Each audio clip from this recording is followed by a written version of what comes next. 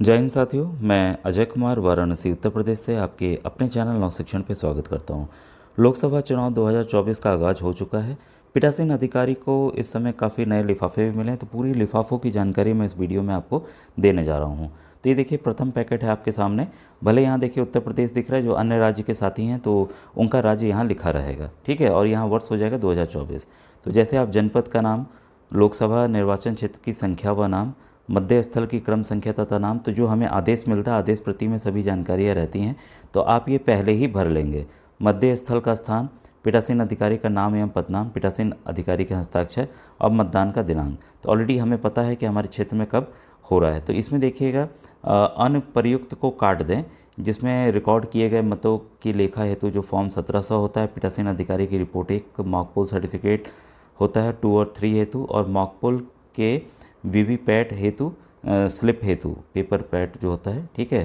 फिर सेकंड है आपका ईवीएम पेपर, ठीक है। यहाँ पर लिखित मतों का लेखा रखने हेतु लिफाफा फॉर्म 17 से, मतलब मतपत्र लेखा की जानकारी। वैसे ही सब यहाँ पर हम पूरी जो डिटेल है जो हमें मिला रहता है आदेश, उसमें रहता है, ये सब चीज़ों को हम भर देंगे, ठीक है। देखिए पहला का तीसरा लिफाफा, ठीक है, ये प्रथम तरह के लिफाफे ही चल रहे हैं ईवीएम के पेपर हेतु।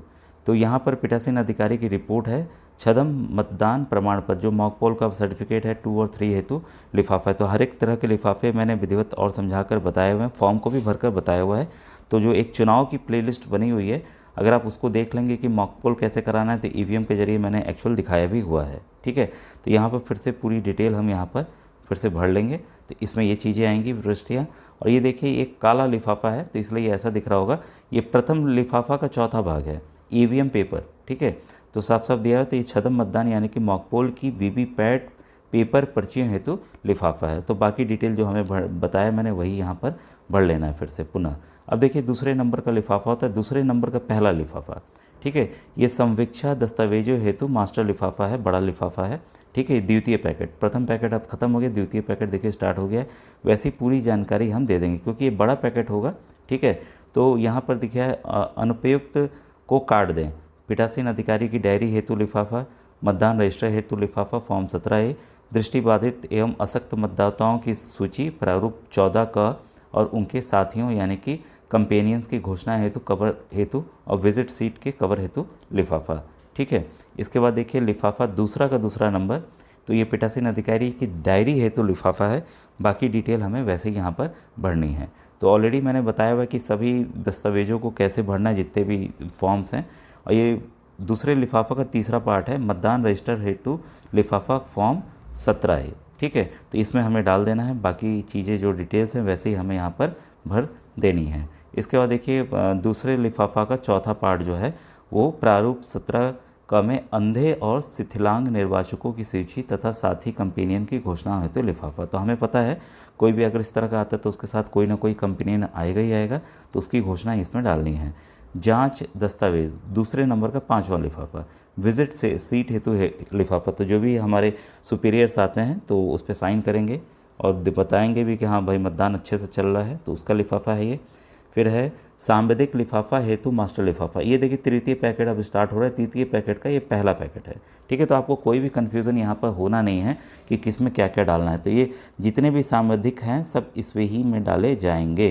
तो ऑलरेडी मैंने सांविधिक और सांविधिक के बारे में बताया हुआ है। तो यहाँ पर देखिए अनुपयुक्त को काट दें, निर्वाचन नामावली एवं वर्गीकृत सेवा योजित मतदाताओं की सूची यदि कोई हो तो चिन्हित प्रति हेतु लिफाफा है, मतदान पर्चियों हेतु लिफाफा, प्रयुक्त निवेदित मतपत्रों एवं प्रारूप 17 की सूची हेतु लिफाफा और अप्रयुक्त निवेदित मतपत्रों हेतु लिफाफा, ठीक है। अब देखिए सांविधिक में ही ये दूसरा लिफाफा है, निर्वाचन नामावली की चिन्हित प्रति और CSB यानी कि वर्गीकृत सेवा योजित मतदाताओं की सूची यदि हो तो हेतु लिफाफा। बाकी डिटेल हमें वैसे ही यहाँ पर भर देनी है, ठीक है। इसके बाद है सांविधिक लिफाफा का तीसरा पार्ट है, मतदाताओं पर्ची हेतु लिफाफा, जो पर्ची काटेंगे उसका ये लिफाफा है, ठीक है। इसके बाद देखिए सांविधिक में ही ये चौथा लिफाफा है, प्रयुक्त निवेदित मतपत्रों एवं प्रारूप 17 में सूची हेतु लिफाफा। बाकी ये डिटेल हमें यहाँ पे भर देनी है, ठीक है। इसके बाद तीसरे सांविधिक लिफाफे में ही ये पांचवा लिफाफा है, अप्रयुक्त निवेदित मतपत्रों हेतु लिफाफा। बाकी डिटेल हमें यहाँ पर वैसे ही भर देनी है, ठीक है। तो इससे एक जानकारी हमें मिल जा रही कितने तरह के लिफाफा कौन कौन से आ रहे हैं। प्रारूप 14 में अभ्यक्षेपित चैलेंज मतों की सूची हेतु लिफाफा, तो ऐसी नौबत बहुत कम आती है, ठीक है। तो लेकिन हमें तैयार भी रहना चाहिए कि करना क्या है। अब देखिए चौथा चतुर्थ पैकेट यहाँ पर स्टार्ट हो रहा है। यहाँ पर असंबंधित जो है लिफाफा हेतु, तो ये पहला लिफाफा है, तो बाकी डिटेल हमें ऐसे ही भर देनी है। और जो देखिए अनुपयुक्त को काट दें, तो इसमें जो है मैं पढ़ दे रहा हूँ कि किसको हमें यहाँ पर ध्यान देना है। निर्वाचक नामावली की प्रति या प्रतियों चिन्हित हेतु, प्रति के अतिरिक्त हेतु लिफाफा, मतदान अभिकर्ताओं के नियुक्ति पत्र प्रारूप 14 प्रारूप 10 में हेतु लिफाफा, निर्वाचन कर्तव्य प्रमाण पत्र प्रारूप 12 ख, फिर चैलेंज मतों की सूची प्रारूप 14, पीठासीन अधिकारियों की गई घोषणा हेतु लिफाफा, चैलेंज मतों की रसीद बुक तथा नगद जमा की गई धनराशि, अप्रयुक्त एवं क्षतिग्रस्त पेपर सेल, अप्रयुक्त और क्षतिग्रस्त पेपर स्पेशल टैग हेतु लिफाफा, अप्रयुक्त मतदाताओं पर्चियों हेतु लिफाफा, निर्वाचकों से उनकी आयु के संबंध में प्राप्त घोषणाओं एवं मतदाताओं की सूची जिन्होंने अपनी आयु के संबंध में घोषणा की हो, 49 MA टेस्ट वोट के तहत निर्वाचक द्वारा घोषणा हेतु लिफाफा, जिन मतदाताओं के नाम ASD सूची में उनकी घोषणा हेतु लिफाफा, और SCO के शिकायत पत्र हेतु लिफाफा, अगर कोई शिकायत हमारी तरफ से की गई है, ठीक है। और असंबंधित का ये देखिए दूसरे नंबर का लिफाफा है, इसमें निर्वाचक नामावली की प्रति या प्रति हेतु ये लिफाफा है। तो चिन्हित प्रति से इतर जो होता है उसको हमें यहाँ इसमें डालना है। अब देखिए असंबंधित में तीसरा लिफाफा है, ये प्रारूप 10 में मतदाताओं एजेंट की नियुक्ति हेतु लिफाफा है। बाकी डिटेल देखिए जैसे भरनी थी वैसे इसमें हमें भरना है।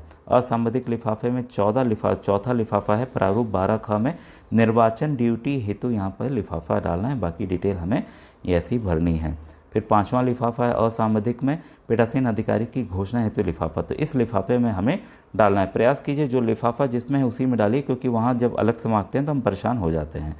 फिर ये छठा लिफाफा है अभ्याक्षेपित चैलेंज मतों के संबंध में रसीद बही और नकदी यदि कोई हो तो उसके लिए। बाकी डिटेल वैसे ही हमें भरनी है।